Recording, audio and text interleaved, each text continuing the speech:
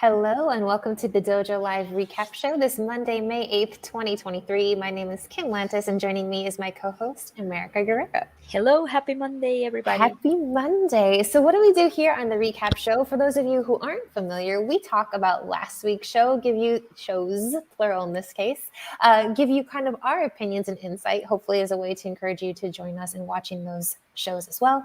And we introduce what we've got coming up this week here in Dojo Live. Also, 3 shows this week. It's a really full, very busy week. But before we talk about that, let's talk about last week. Last week, there were 2 shows. Kicking us off was Dennis Weiss, who's the CEO at IPQS, IP Quality Score. And that was all about machine learning and AI in mitigating online fraud risks, specifically for businesses. And that was followed up by James Hamet, founder and CEO of Vistim Labs. Another use of AI, but a very different use of AI, and that was using artificial intelligence to improve dementia diagnostics and care. So let's first talk about Dennis's show with IPQS. What were some of your takeaways from that, America? I really like the beginning of the show. Do you remember when Dennis shared that he experienced fraud in his previous company and he decided to create his own fraud solution that includes proxy detection, email verification, phone validation, and more.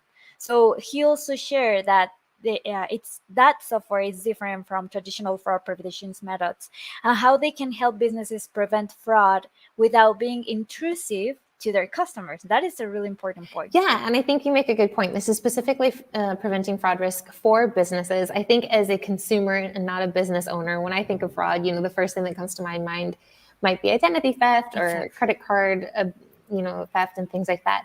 But it really has a lot to do with just how your business is performing, who's signing up, who's becoming a user, who isn't, even just click rates and things for media companies, which I think was his case where he started off, and mitigating those types of frauds. So it's a really interesting, very cool take. I think what they're able to do at IPQS is just go a lot broader and a lot deeper. And I think what you talked about is the ability to always make sure that the user experience is top of mind, because we want to be able to prevent that risk yet make it feel seamless for the people, the real, genuine users and people, the good players, right, who are interested in your business and your services. So yeah, definitely a very cool product, very easy to use, very intuitive. And I think it's just a genuinely cool company to work for, a really fun space. They also participate in a distillery and I think a coffee roastery. I'm like, he's living my dream. And just the company culture that they're building, the trust and the fun that they have there. So yeah, definitely check out Dennis's show.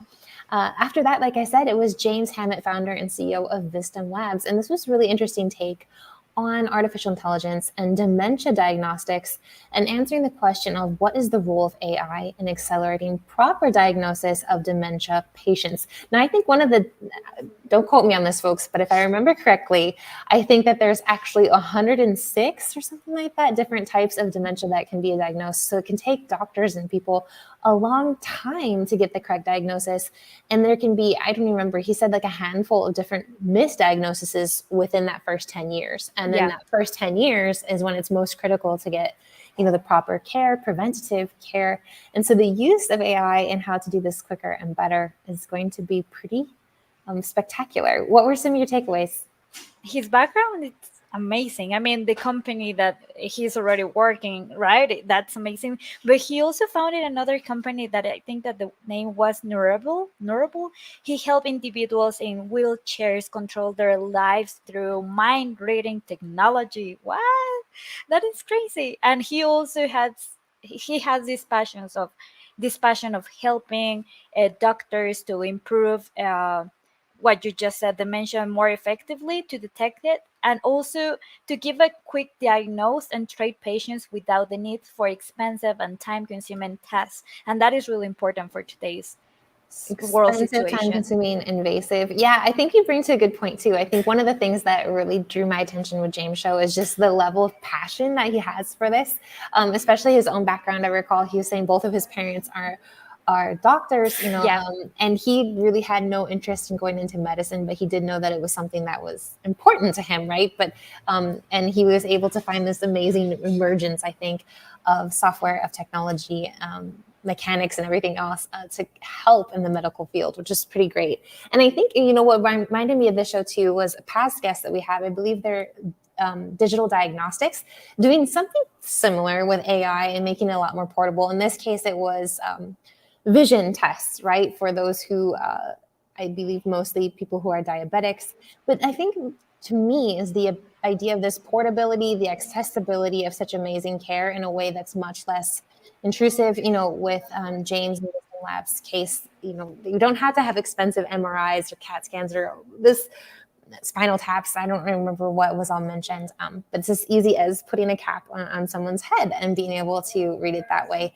And then the exciting thing about this, as with all artificial intelligence and big data, is the ability to keep learning and growing more and more and more. The more people use it, the more data we compile, the better and better it will become, which is very exciting. For sure. So check out that show. All right. So this week, like we said, it's going to be a busy week. We've got three shows coming up this week: Tuesday, Wednesday, and Thursday. Kicking it off will be. I thought that you was going to be. Go ahead. That you were going to do the first one. I'll do it. No problem. Kicking it off tomorrow is Rakesh Yadav, CEO of Adaptive. He's talking, guess again, AI and machine learning, but this time for e-commerce and how we can direct to consumer e-commerce retailers can take advantage of AI and machine learning to scale their businesses. So that's going to be interesting. Following that is optimization's a central role in the AI revolution. So this one's going to be really interesting. It's a different take on what optimization is. It's going to be a real big learning curve for me, I think. But what is it and how does it relate to AI and data science? That's with Irv Lustig, who's the optimization principal. That's a tongue twister at Princeton Consultants. And wrapping up the week, America, is? We have Devaraya Das, founding engineer at the company Glean. And the topic is going to be about how to build, of course, AI for enterprise. How will AI transform businesses? What are people trying and what are the difficulties? Don't miss those three. Yeah, it's going to be a really busy, very interesting show. I'm loving all these different takes of that buzzword these days, AI. Exactly. Right. Now I have more topics in my mind for a conversation. Exactly. Many, many, many more. Perfect. So catch us tomorrow, Wednesday and Thursday at 10 o'clock Pacific, right here on Dojo Live. See you then.